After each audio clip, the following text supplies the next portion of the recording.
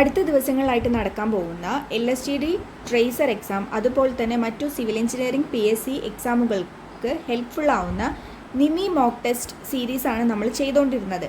അപ്പോൾ അതിലുള്ള irrigation and canals എന്ന് പറഞ്ഞ ടോപ്പിക്കാണ് ഇന്ന് നോക്കുന്നത്. നമുക്കറിയാം ഓവർസിയർ എക്സാമുകൾക്ക് നിമി ഭാഗത്തു നിന്നുള്ള ക്വസ്റ്റ്യൻസ്, നിമി ബേസ്ഡ് ആയിട്ടുള്ള ക്വസ്റ്റ്യൻസ് എത്രത്തോളം ഇമ്പോർട്ടൻ്റ് ആണെന്നുള്ള കാര്യം. അപ്പോൾ നമുക്കിന്ന് ഇറിഗേഷൻ ആൻഡ് കനാൽസിലുള്ള 25 ക്വസ്റ്റ്യൻസ് ആണ് നോക്കാൻ പോകുന്നത്. First question, where did the surplus water in weir is allowed to flow? നമ്മുടെ ഡാമിലൊക്കെയുള്ള സർപ്ലസ് വാട്ടർ നമ്മൾ ഫ്ലോ ചെയ്യാൻ അലോ ചെയ്യുന്നത് ഏത് വഴിയാണെന്നുള്ളതാണ്. ഇവിടെ ആൻസർ വരുന്നത് ക്രസ്റ്റ് ആണ് കേട്ടോ. നമ്മൾ സ്പിൽവേ ആണോ എന്ന് വിചാരിക്കും, പക്ഷേ അല്ല. ഈ ഒരു പെർട്ടിക്കുലർ ക്വസ്റ്റ്യൻ ഇതുപോലെ തന്നെ കഴിഞ്ഞ വർഷം നടന്ന ഒരു എക്സാമിന് ചോദിച്ചിട്ടുണ്ടായിരുന്നു. അന്ന് അവർ ആൻസറായിട്ട് തന്നത് ക്രസ്റ്റ് തന്നെയാണ്. അപ്പോൾ where did the surplus water in the weir is allowed to flow എന്ന് ചോദിച്ചിട്ടുണ്ടെങ്കിൽ അത് ക്രസ്റ്റ് എന്നാണ് നമ്മൾ ആൻസർ എഴുതേണ്ടത്. അടുത്ത ചോദ്യം, what is the classification of dam based on യൂസിനെ ബേസ് ചെയ്തിട്ടുള്ള ഡാമിൻ്റെ ക്ലാസിഫിക്കേഷൻ ഏതാണെന്നാണ് ചോദിച്ചിട്ടുള്ളത്. അത് ഡിറ്റൻഷൻ ഡാം ആണ് കേട്ടോ. ഡിറ്റൻഷൻ ഡാം ആണ് യൂസിനെ ബേസ് ചെയ്തിട്ടുള്ള ഡാമിൻ്റെ classification. Next question, which of the following is non rigid dam? നമ്മൾ 2 കാറ്റഗറി ഡാംസ് പറയാറുണ്ട്, റിജിഡ് ഡാം അതുപോലെ തന്നെ നോൺ റിജിഡ് ഡാം. അതിൽ നോൺ റിജിഡ് ഡാം ഏതാണെന്നാണ് ചോദിച്ചിട്ടുള്ളത്. അത് റോക്ക് ഫില്ലാണ്. ബാക്കി കൊടുത്തിട്ടുള്ള concrete, arch dam, gravity dam ഒക്കെ റിജിഡ് ഡാമുകളാണ്.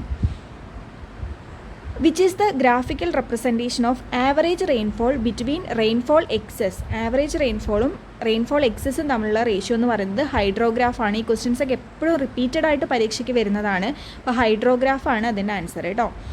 അടുത്ത ചോദ്യം, which is the main factor for selection of site for a reservoir? നമ്മളൊരു റിസർവോയറിന് വേണ്ടി സൈറ്റ് സെലക്ട് ചെയ്യുമ്പോൾ നമ്മൾ കൺസിഡർ ചെയ്യേണ്ട ഒരു മെയിൻ ഫാക്ടർ എന്ന് പറയുന്നത്, ഇതിലുള്ള ഓപ്ഷനിൽ അത് മാക്സിമം റൺ ഓഫ് ആണ്. മാക്സിമം റൺ ഓഫ് കിട്ടുന്ന ഒരു സ്ഥലത്താണല്ലോ നമ്മളൊരു റിസർവോയർ കൺസ്ട്രക്ട് ചെയ്യുന്നത്.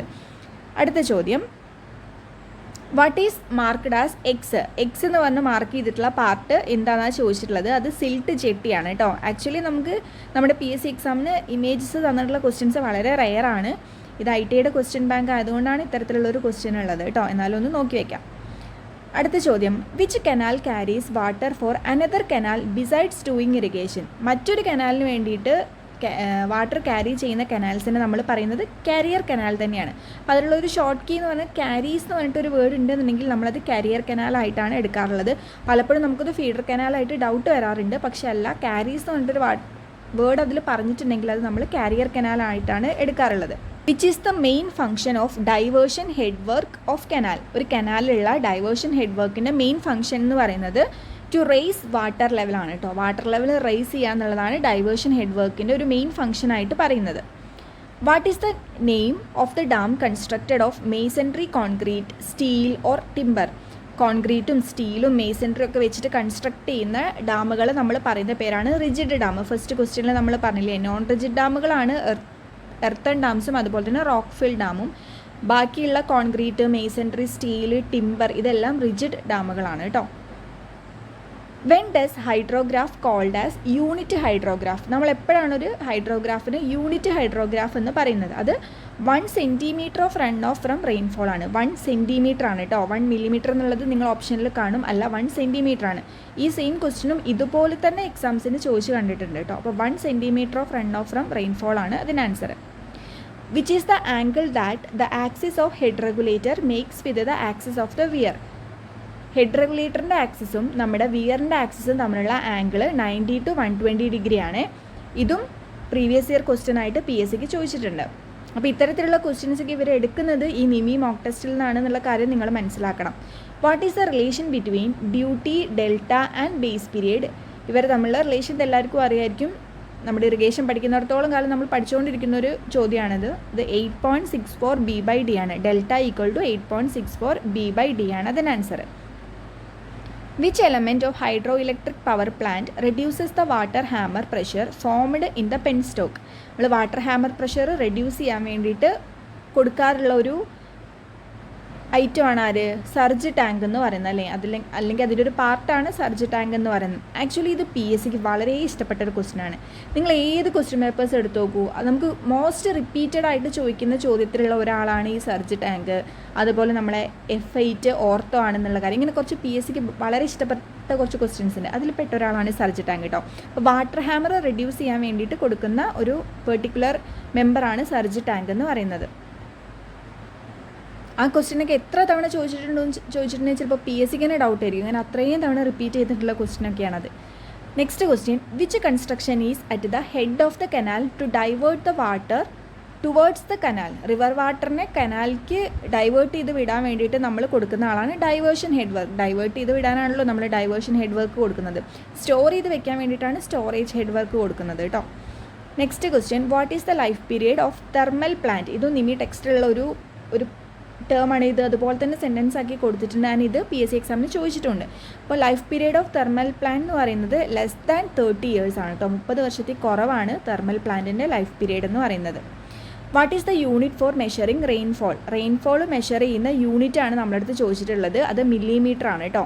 മില്ലിമീറ്റർ ആണ് റെയിൻഫോൾ മെഷർ ചെയ്യുന്ന unit, millimetre. Next question, which is provided in the diversion head work to scour away silt deposited?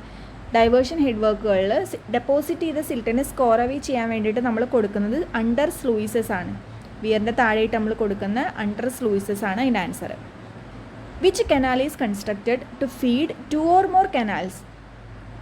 2ൽ കൂടുതൽ കനാലുകളെ ഫീഡ് ചെയ്യാൻ വേണ്ടിയിട്ട് നമ്മൾ കൊടുക്കുന്ന കനാൽ ഫീഡർ കനാലാണ്. അപ്പോൾ ഇതിൽ നിങ്ങൾ ആ വേർഡ് ഒന്ന് മൈൻഡിൽ വയ്ക്കുക. ഫീഡ് എന്ന് പറഞ്ഞ വേർഡ് ഉണ്ടെങ്കിൽ അത് ഫീഡർ കനാലായിരിക്കും. ക്യാരീസ് എന്ന് പറഞ്ഞിട്ടുള്ള വേർഡ് ഉണ്ടെങ്കിൽ അത് അധികം കാരിയർ കനാലായിരിക്കും. ഇതാണിത് പെട്ടെന്ന് മനസ്സിലാക്കാനുള്ള ഒരു ഐഡിയ കേട്ടോ. What is the name of the dam? ഈ കൊടുത്തിരിക്കുന്നത് ഏത് ഡാമിൻ്റെ ഫിഗറാണെന്നുള്ളതാണ്. ഇതൊരു എർത്തൺ ഡാമിൻ്റെ ഫിഗറാണ് കേട്ടോ. എർത്തൺ ഡാമിൻ്റെ ഫിഗറാണ് കൊടുത്തിട്ടുള്ളത്.